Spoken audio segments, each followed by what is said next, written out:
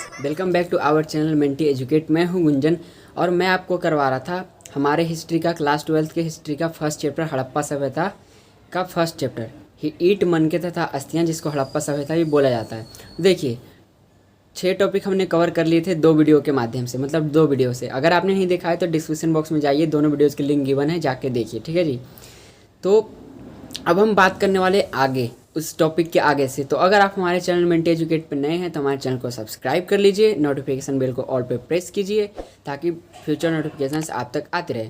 तो देखिए बात कर लेते हैं उपमहाद्वीप तथा उसके आगे से आने वाला माल, मतलब उपमहाद्वीप के पास से जो चीज़ आती थी और उससे आगे से जो चीज़ें आती थी, ठीक, हड़प्पा लोगों के पास। ठीक है, तो देखिए हड़प्पा सभ्यता के लोगों द्वारा शिल्प उत्पादन के लिए माल प्राप्त करने के विभिन्न तरीकों को अपनाया जाता था। अलग अलग तरीकों को अपनाते थे ताकि वो जो माल हैं वो प्राप्त कर सकें। देखिए जैसे उदाहरण के लिए उन्होंने नागेश्वर और बालाकोट में बस्तियां बसाई क्योंकि वहाँ शंख बहुत आसानी से मिल जाता था। ठीक है, वैसे ही सुदूर में के अफगानिस्तान में शत्रुंगई, और ये जो शत्रुंगई था वो एक अत्यंत कीमती माने जाने वाले नीले रंग के पत्थर यानी कि लाजवर्द मणि के सबसे अच्छे स्रोत के निकट स्थित था। ठीक है, यहाँ से जो ये लाजवर्द मणि है वो बहुत मतलब सही निकट से मिल जाता था, जो कि बहुत ही कीमती पत्थर था ये नीले रंग का। ठीक है, अब देखिए लोथल जो कार्नेलियन में गुजरात में आज भड़ौच के नाम से है, वहाँ से सेल खड़ी मंगवाया जाता था और धातु और कच्चा माल के लिए एक और वो नीति अपनाते थे। करते क्या थे कि वो तांबे के लिए राजस्थान के खेतड़ी अंचल में जाते थे और सोने के लिए दक्षिण भारत में। ठीक है, अब देखिए होते क्या थे, वो वहाँ से के स्थानीय लोगों से संपर्क स्थापित करते थे। ठीक है, संपर्क स्थापित करने के बाद वो उनसे बातचीत करके अपना आयात निर्यात करते थे चीज़ों का। ठीक है, अब हुआ क्या कि देखिए खेतड़ी क्षेत्र में जो उनको कुछ सबूत मिले थे, कुछ साक्ष्य मिले थे, उसको क्या किया पुरातत्वविदों ने गणेश्वर जोधपुरा संस्कृति का नाम दिया। ठीक है, ये जो संस्कृति की थी इसकी अपनी अलग विशिष्ट मृदभांड थी जो कि हड़प्पाई लोगों के मृदभांड से बिल्कुल भिन्न थी। और यहाँ पर तांबे की बहुत संपदा पाई गई थी, मतलब तांबा बहुतायत मात्रा में पाया गया था, बहुत ज़्यादा। और ऐसा लगता है कि इस क्षेत्र के जो लोग थे वो हड़प्पा सभ्यता के लोगों को तांबा भेजते थे। ठीक है, अब देखिए अब बात कर लेते हैं सुदूर क्षेत्रों से संपर्क, मतलब दूर के क्षेत्र से। देखिए मैं आपको बता दूं कि ये तांबे को ओमान देश से भी मंगवाते थे। ठीक है, ओमान से मंगवाते थे ये। और ओमानी तांबे और हड़प्पाई पुरावस्तु दोनों में निकल के अंश है, मतलब ओमानी तांबा जो होता था और हड़प्पाई जो पूरा वस्तु होता था उसमें दोनों निकल से बने थे। ठीक है, अब देखिए आगे एक विशिष्ट प्रकार का पात्र यानी कि बर्तन भी मिला था जिसको एक हड़प्पाई मर्तबान कहा गया। इसके ऊपर क्या होता था कि काली मिट्टी की एक मोटी परत चढ़ी होती थी और ये ओमानी जगहों से प्राप्त हुई है।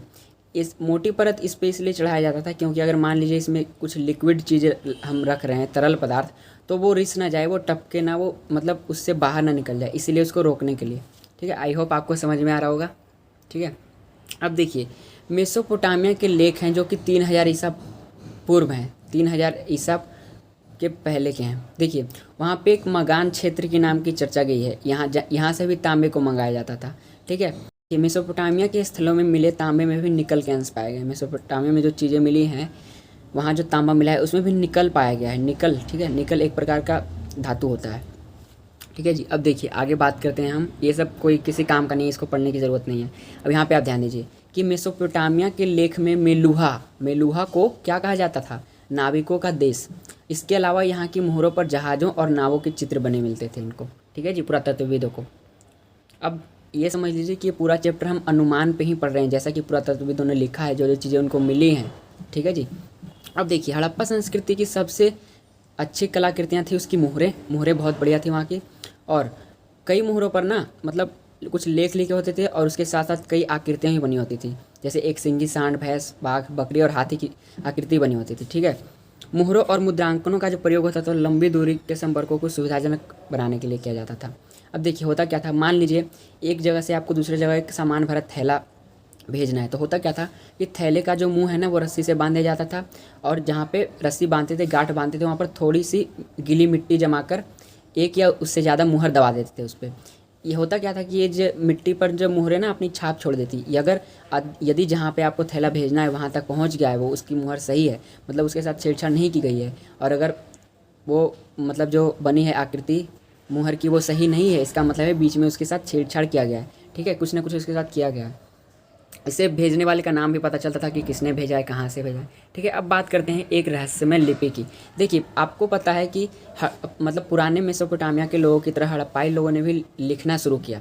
सबसे पहला हड़प्पाई लिपि का जो पता चला वो 1853 में मिला था इनको लिखा हुआ, और 1923 तक पूरी लिपि सामने आ गई थी, लेकिन इसको पढ़ा नहीं जा सका है, ध्यान रखिएगा, इनको पढ़ा नहीं गया है अभी तक। इसके बाद बात कर लेते हैं कि ज़्यादातर जो इनको अभिलेख मिले वो संक्षिप्त हैं, यानी कि बहुत छोटे हैं, और सबसे जो लंबा अभिलेख है उस पर लगभग 26 चिन्ह हैं, लेकिन यह लिपि आज तक पढ़ी नहीं जा सकी है।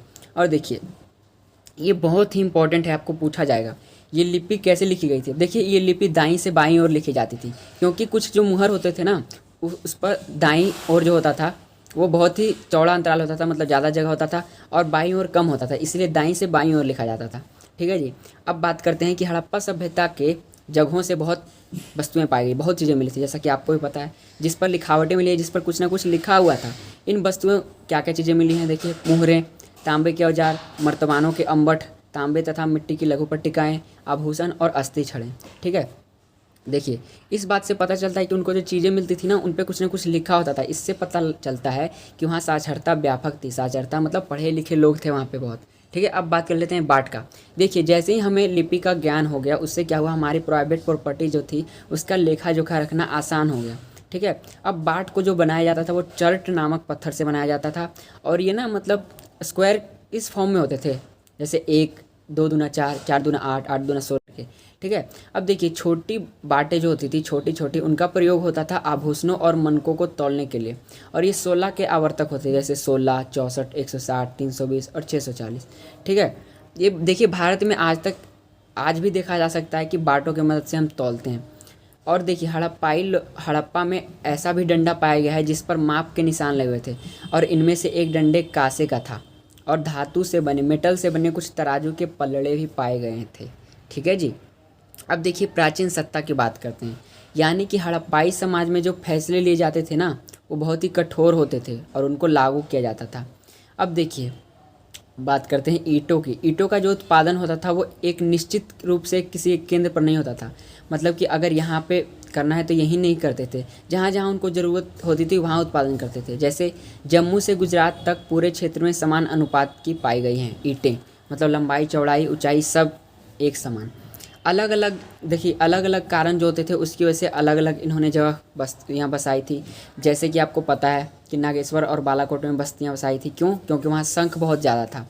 अब देखिए, इसके अलावा ईंट बनाने, चबूतरों तथा विशाल दीवारों के निर्माण के लिए श्रम को संगठित किया जाता था, लोगों को इकट्ठित किया जाता था। ठीक है, अब बात करते हैं प्रसाद तथा शासक। देखिए, हड़प्पाई समाज में सत्ता के केंद्र कैसे थे, मतलब पावर वहाँ कैसा था, पावर में कौन था, या पावर कैसे चलता था, सत्ता कैसे चलता था, इसकी कोई भी पुरातत्वों को पूरी सही जानकारी नहीं मिल पाई है।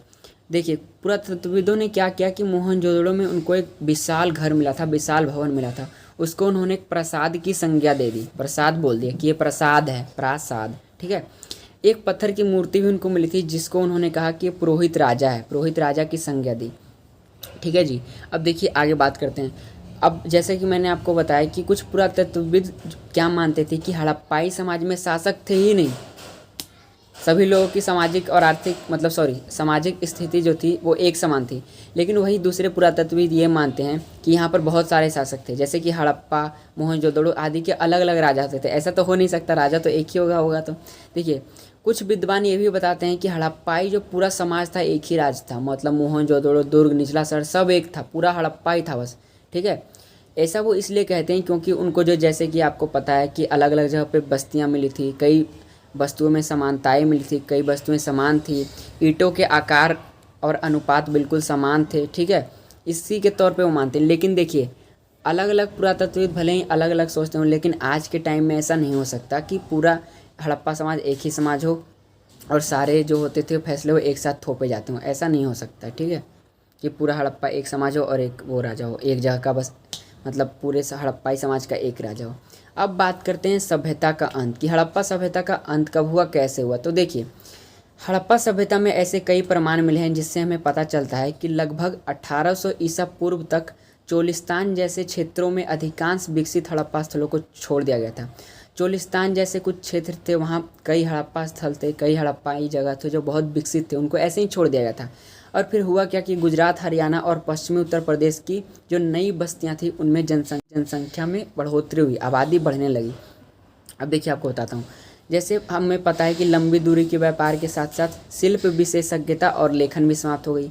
मतलब धीरे धीरे वो शिल्प निर्माण भी उनका समाप्त हो गया, लिखना भी उन्होंने कम कर दिया। जिन चीज़ों का वो मकान निर्माण में प्रयोग करते थे, जैसा कि आपको पता है कि नालियाँ वालियाँ उन्होंने बहुत बढ़िया बनाया था, सार्वजनिक चीज़ें उनकी बहुत बढ़िया थी, बहुत मतलब ऐसा आज के ज़माने में बनाना बहुत कठिन है, ऐसी ऐसी चीज़ें उन्होंने बनाई थी।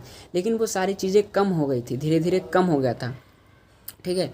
अब देखिए कुल मिलाकर जितनी भी पूरा वस्तुएं जितनी भी चीज़ें मिली थी और जो बस्तियां, इन संस्कृतियों में ग्रामीण जीवन शैली की ओर इंगित करती हैं। मतलब एक ग्रामीण जीवन के बारे में बताते हैं, गांव के जीवन में। ठीक है। इसलिए इन संस्कृतियों को उत्तर हड़प्पा या अनुवर्ती संस्कृति कहा गया। ठीक है। अब देखिए इनमें कुछ परिवर्तन हुए थे जिसके कारण हम कह सकते हैं कि हड़प्पा सभ्यता नष्ट हुई थी। अब इनमें कौन कौन से थे? जलवायु परिवर्तन, वनों की कटाई, बहुत ज़्यादा बाढ़, अत्यधिक बाढ़, नदियों का सूख जाना या मार्ग बदल लेना और भूमि का बहुत ज़्यादा प्रयोग करना। ठीक है। देखिए ऐसा नहीं है कि इन्हीं कारणों की वजह से हुआ होगा, लेकिन ऐसे ये भी कारण हो सकते हैं कि इनकी वजह से जो हड़प्पा सभ्यता मतलब ख़त्म हो गया होगा। ठीक है। आई होप आप लोगों को समझ में आ रहा होगा। अब देखिए बात करते हैं। ऐसा प्रतीत होता है, देखिए लिखा भी हुआ है कि हाँ इन सारी चीज़ों से ऐसा नहीं अनुमान लगाया सकता कि पूरी सभ्यता इसी के कारण खत्म हुई। ठीक है। ऐसा लगता है कि देखिए हड़प्पाई राज्य का अंत तो हो गया, सुदृढ़ एकीकरण के तत्व मतलब वहाँ एकीकरण नहीं था, इसकी वजह से वहाँ पे हड़प्पाई राज्य का अंत हो गया। देखिए इस उपमहाद्वीप को एक पूरी तरह से अलग क्षेत्र में नए शहरों के विकास के लिए 1000 वर्ष से भी अधिक समय तक इंतजार करना पड़ा। जैसा कि मैंने अभी आपको बताया कि हड़प्पा सभ्यता का अंत हो गया था, फिर वहाँ पे नए शहरों के विकास के लिए कम से कम 1000 साल लगे। तब वहाँ पे जाके लोग बसने लगे, लोगों ने रहना शुरू किया, नई बस्तियाँ बसाई, नए शहर बसाए। ठीक है जी। तो आज के लिए इतना ही। आई होप आप सबको समझ में आया होगा। तो भाई अपने दोस्तों के साथ भी शेयर कीजिए ताकि वो भी अच्छे से पढ़ सकें। और चैनल को नहीं सब्सक्राइब किया तो जल्दी से सब्सक्राइब कर लो। मिलते हैं नेक्स्ट वीडियो में, तब तक के लिए बाय बाय।